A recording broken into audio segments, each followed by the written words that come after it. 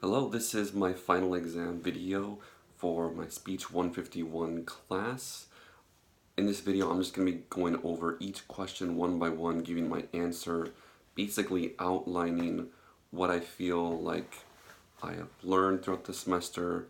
First, kind of recapping what I expected to learn, what I did learn, how I feel like it's helped me from speech to speech and week to week, and what I feel like I could take from this class into my future. So the first question, what skills I expected to gain from this class. Generally, there weren't any set skills on my mind. I felt that I wanted to gain more confidence overall, speaking with individuals and in groups, paying attention to my body language, hand gestures, all my nonverbal communication, how I organize my speaking and thought patterns and compare them with things that we learned in the textbook. Question number 2, please listen and define concepts from chapters 1 through 9, the interpersonal communication chapters, how it's helped me, and give a couple examples of that.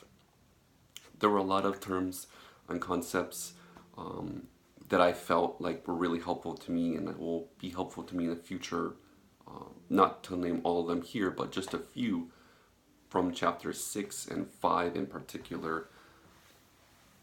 Nonverbal communication and listening were two big areas that I felt I had a great potential to increase and my skills in, and there are a lot of concepts that kind of stuck out to me when I first came across them.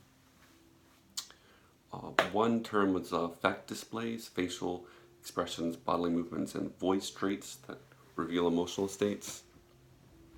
Sorry. I feel like I have not given as much conscious attention to how I reveal my internal state through body language, the pitch and tone of my voice, and other facial expressions that might be conveying my subconscious thoughts and to other people without me really realizing that. Disfluencies, vocal interruptions such as the use of I've used it at least a few times in this video. It's difficult not to use. I think that when someone's got a good structure to their speech, it'll prevent them, and with proper preparation, it'll prevent them from doing that. But I noticed that there's a ability to say right at the beginning of a new clause or a sentence, and so it's just something to keep in mind. I could say it right there, but it is really just a conscious thing to right in that pause, just to not say or any other sort of disfluencies. As far as listening chapter goes, that was really critical to, I feel, my learning throughout this class. And the different listening styles, along with the goals that each listening style focuses on, I thought was really key for me to learn, and just to kind of reflect and think of how I listen to people and have listened to people in the past, with what was my goal when listening to them. Was it just a supportive listening, or if I was just like a task-based listening and I wasn't really listening as deep as I could have? Was I listening just a relational status to gain closer to my listener, or was there, some I trying to really understand what my listener, my speaker, or the speaker was telling me, and to give them responses that would show them that I'm listening, just to be a good listener. I just feel like reviewing that, thinking about the different differences between those types of listening, and giving future thought to that will be really helpful to me throughout whatever career path I choose.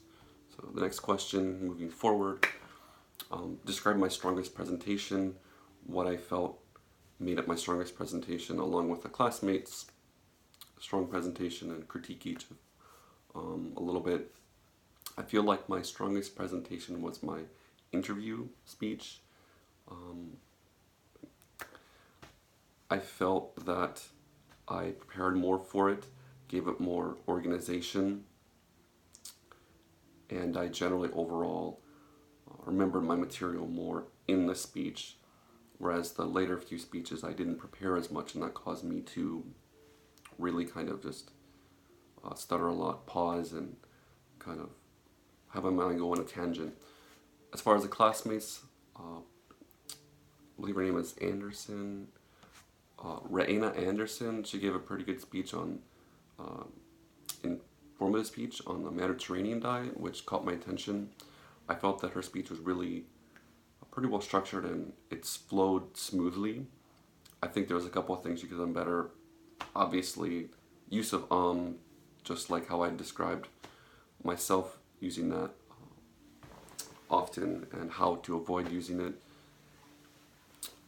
Not looking at notes so much, although it is very difficult, and notes are helpful when you need to uh, refresh your memory just briefly on the topic that you were fixated on. But overall, I felt like the simple structure that she used in informative speech and how she delivered it really kind of caught my attention, and I learned something from it. So I listed that as the strongest amongst the classmate speeches that I watched. So, what organizational pattern did I use in my interview speech? So, when I used the simple topic pattern where my topic was related to education, so throughout my speech I just chunked the main body portions into different subsections that are easy for my audience to understand, like elementary, middle, and high school. I felt that the topic pattern helped me to organize my speech in a very easy to understand way. What method of forming did I use in my informative speech? I felt that I had a very explaining tone in my informative speech. It was a little difficult, the subject, and so I tried to just kind of give brief examples of what it was on nanotechnology, so I just wanted to give brief examples of what that was, and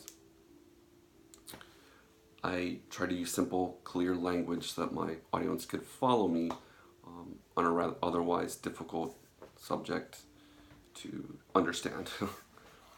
What techniques did I use to get my audience to actuate my persuasive speech? So, did I try and persuade my audience to take an action, or was I dissuading them to stop an action?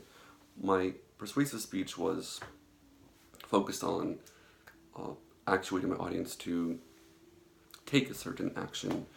At the end of the speech, the action was basically supportive, and my goal was to convince them to do this new action. I tried to take an indirect approach, not really coming outright with how I felt I wanted to persuade them, but just give them some facts and information to kind of distract the fact that that was the information I was trying to convince them with and hook them with. I felt I tried to use statistics that people could relate to and could understand. So that's the pattern that I chose for my to actuate my persuasive speech. How has my public speaking skills improved over the course of the term? Looking at my different speeches, use terms and cite the textbook, I found a few different areas that I could clump all my general mistakes, not mistakes, but just areas that I need to improve. I felt like I could chunk them into a few different areas like listening, nonverbal communication, and as far as myself learning about my habits and how I come off with people, I felt like Chapter 2, the self-perception and communication, was very helpful to me to learn just basic ideas on how people form concepts on themselves based on what they think others are thinking about them. And so what do I think I could have done better in my performances? Give specific examples, definitions. The first thing I could have done better was overall preparation. I felt I had rushed to gather information from my last two speeches, and that led me to not such a being able to organize information in a structure that's could have been easier to follow. I could have let my audience know more information about my topics, but instead I kind of rushed it. From the textbook, I learned that I do have some anxiety right before giving a speech, although I learned that that's called comprehension, communication apprehension, and that this type of anxiety can be used to kind of help me in my speeches rather than against me. And I feel like for my first speech, where I was really nervous prior to, but after I got up and started moving forward in what I had planned out, I'm a couple minutes in, I felt that anxiety kind of transform into energy where I can just focus my attention on the next thing. Anyway, I do need to keep that in mind, that everybody experiences anxiety, and to kind of figure out how I can use it rather than just have it hinder me and build up more fear. So that was interesting to know. What are my personal professional goals of the future? Give an example of a time I might have to give individual or group presentations. How does that information learned in this class affect my public speaking opportunities in the future? In short, I don't know exactly what I want to do with my future, although teaching is one possible option. If that does become a reality, I'll have many different opportunities to give presentations, and I'll definitely have to be good at it. I think that as a teacher, almost every class day is like a presentation, so it needs to have a lot of preparation and some sort of pattern to each class day's lecture. Otherwise, even youngest of students might lose focus and may not be able to follow what the teacher's doing. So I feel like a teacher is a really good career where you always have to be putting together some sort of presentation, if not for the students, for maybe colleagues in the school office. So that's one area that I might, who knows, be putting together presentations often. So that's the conclusion of my final exam video. I went a little over a couple minutes, as I had done a couple times with my other videos.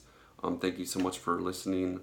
There's a lot that I learned with this course, and a lot that I'll be continuing to learn in the future, that I was introduced to in this course, and I'm sure I'll be referring to the textbook for years to come. So thanks a lot. Have a good one. Bye-bye.